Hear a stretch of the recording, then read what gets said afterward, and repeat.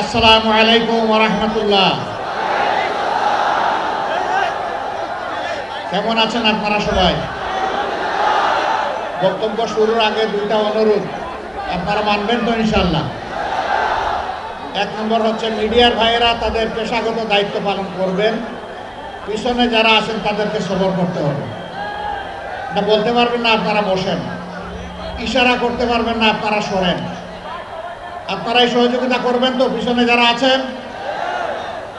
ধন্যবাদ আপনাদেরকে।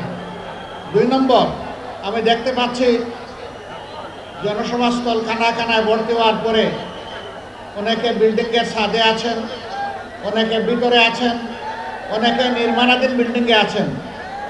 এই ভাইদের প্রতি আমার অনুরোধ, আপনাদেরকে 2 ফুট করে পিছনে যেতে হবে।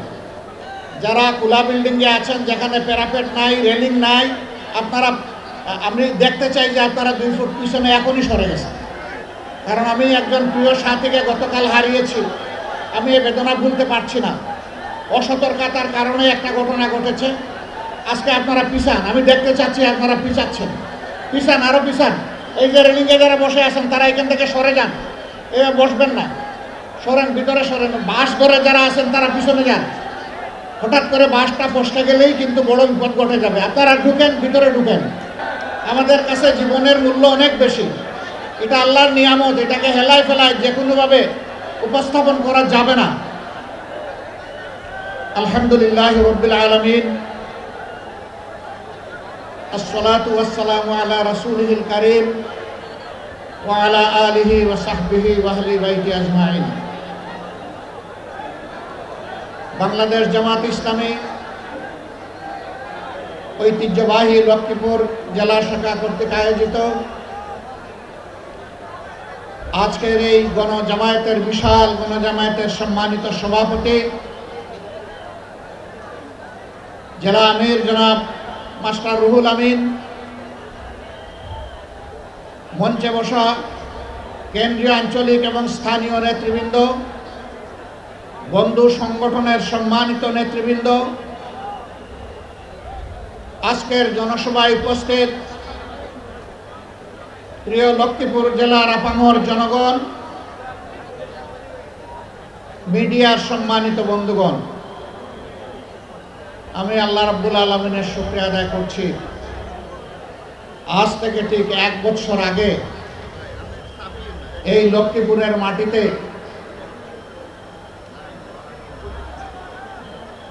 এই আঙ্গিনায় তো দূরের কথা, কোনো 1 ইঞ্চি জায়গার উপর দাঁড়িয়ে এমন একটি কথা বলতে পারবো তা কল্পনাও করে নাই। কেন করি নাই?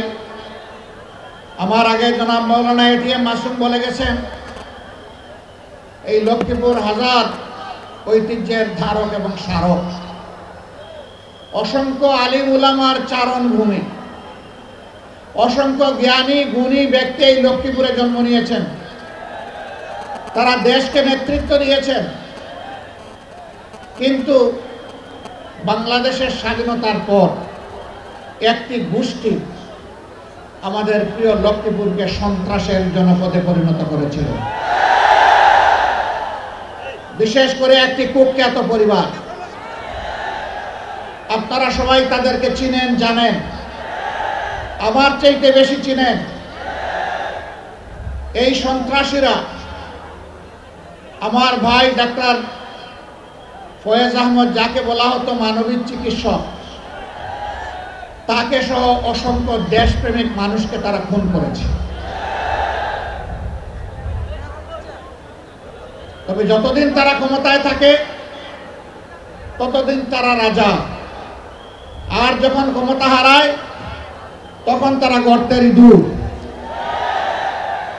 এখন কি রাজার হালতে আছে তারা? এমন জীবনের প্রতি দীক্ষা, যেই জীবনে বাতাস পরিবর্তন হলে মানুষকে ইঁদুর বনে যেতে হয়। এমন রাজনীতিকে ঘৃণা করি, যেই রাজনীতি করতে গিয়ে দেশ ছেড়ে পালাতে হয়।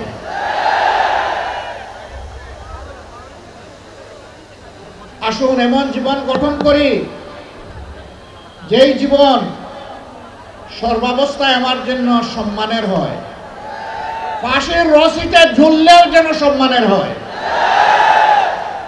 ফাঁসির পাতাটনের উপর দাঁড়ালেও যেন সম্মানের হয়, আবু সাইদের মতো বুক পেতে গুলি নিলে সেটাও যেন আনন্দের হয়।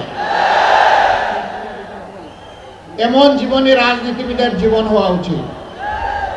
আল জাহিদ ইসলামিয়া মাদ্রাসায় আপনাদের স্বাগতম। Noakhali Senbag college road Euro টাওয়ারে অবস্থিত আল জাহিদ ইসলামিয়া মাদ্রাসা ইসলামিক ও আধুনিক শিক্ষার সমন্বয়ে যুগোপযোগী একটি দ্বীনী প্রতিষ্ঠান। মাওলানা জাহিদুল ইসলাম কর্তৃক পরিচালিত আল জাহিদ ইসলামিয়া মাদ্রাসায় রয়েছে আবাসিক, অনাবাসিক এবং ডে কেয়ার ব্যবস্থা। রয়েছে নুরানি বিভাগে প্রথম থেকে তৃতীয় শ্রেণী পর্যন্ত, জেনারেল বিভাগে চতুর্থ থেকে দশম শ্রেণী পর্যন্ত। এছাড়া রয়েছে হিফজুল কোরআন, নাজেরা, হিফজ এবং দাওরা বিভাগ। আল জাহিদ ইসলামিয়া মাদ্রাসা, সেনবাগ, নোয়াখালী। নোয়াখালী টিভি, বৃহত্তর নোয়াখালীর প্রতিচ্ছবি।